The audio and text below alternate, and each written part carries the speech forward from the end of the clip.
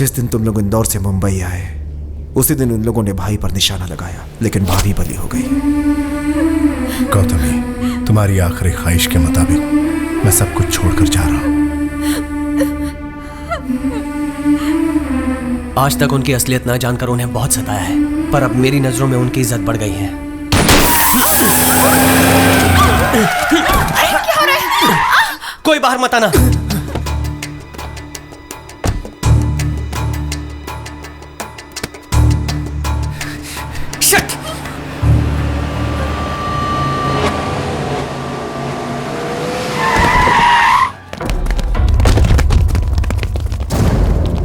भाई निशाना सही लगाया ना?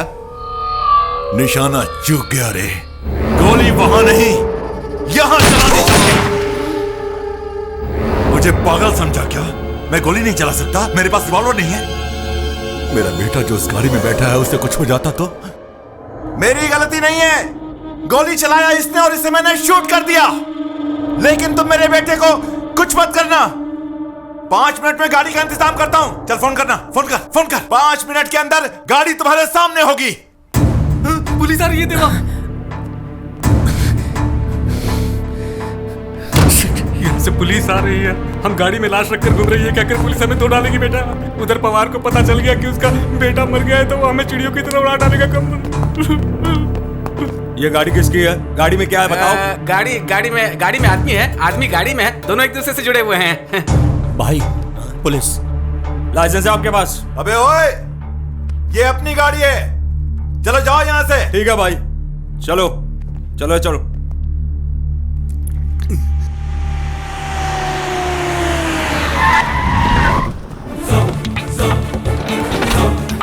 जल्दी करो, जल्दी बैठो गाड़ी में।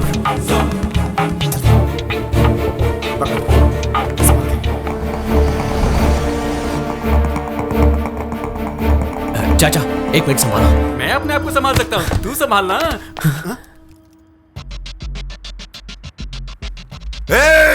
भाई अरे उसने देख लिया, अब क्या होगा देवा? अब दिखा देते हैं कि भागते कैसे हैं। चलो।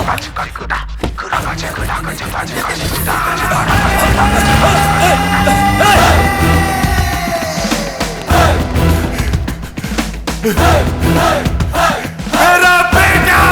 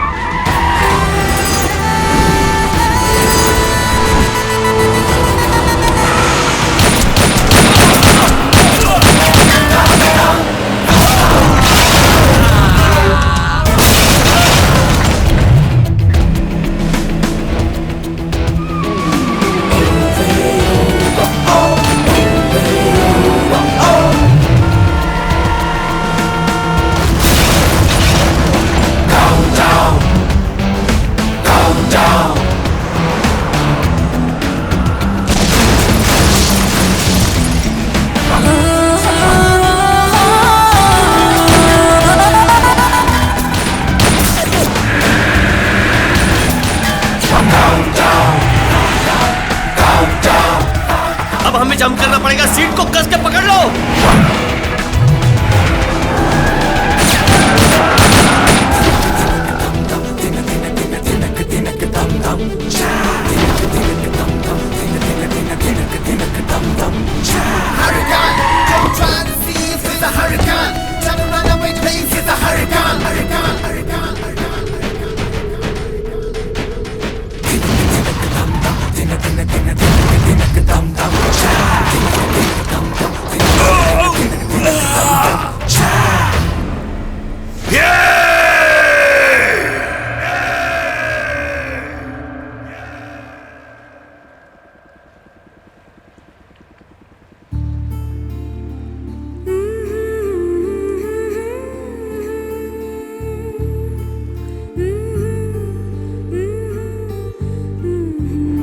थैंक यू देवा।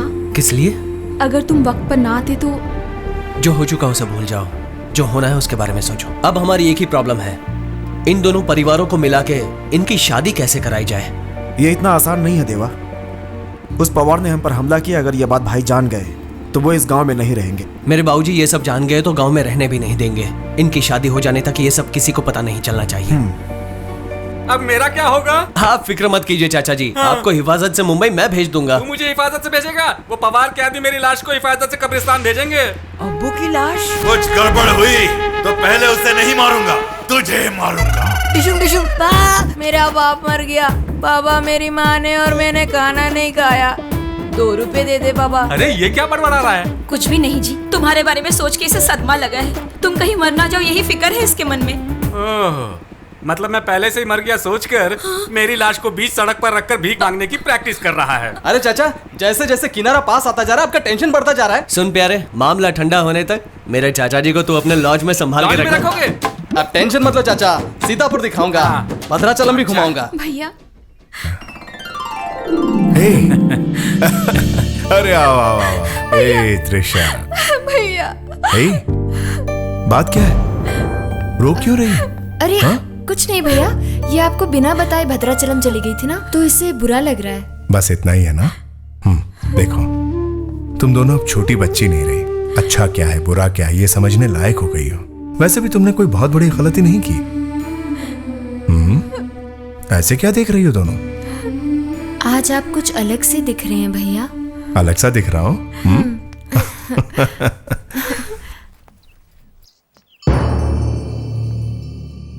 बेटा आनंद, तू कब आया बेटा? आ गया आनंद? तू अच्छा तो है बेटा। बताना क्यों बेटा? कैसा है? इम्तिहान खत्म होकर 3 दिनों के बाद आया है। दोस्तों ने रोक लिया था क्या? अच्छा बाबूजी। बाप रे, लगता है सब ठीक हो रहा है। माँ, अरे भैया तुम कब आए? तुम तो दुबले हो गए हो, ठीक से खाते नहीं क्या? क्यों भाई इतना टेंशन क्यों ले रहे हो? अच्छा, रिजल्ट का सोच के डरो मत, सब ठीक हो जाएगा। चलो मेरे साथ घूम के आते हैं। तू इन 3 दिनों के लिए कहाँ गया हुआ था? बाबूजी मेरे दोस्त की शादी थी। घर में माँ बाप को बोल के जाना चाहिए, इतनी भी अकल नहीं तुझे? आ तो गया ना, अब क्यों डांट रहे हैं? राजश्री, इसे तुम्हारे लाड़ प्यार ने बिगाड़ दिया है। मेरे भाई की करतूतों ने मेरे सर को झुका दिया है। ये 3 दिनों तक गायब रहा तो कौन सा गलत काम कर रहा है ये सोचकर मैं कितना परेशान रहा, जानती हो? हाँ? बड़ा बेटा होने के नाते अपनी मेहनत से डॉक्टर बनकर इस घर की इज्जत बढ़ाना चाहता है। तू इसका छोटा भाई होने की वजह से ऐसा कोई काम न करना जिससे इसे शर्मिंदा होना पड़े। मैं खाना देखती हूँ। ए देवा, जा तू अपने कमरे में जा।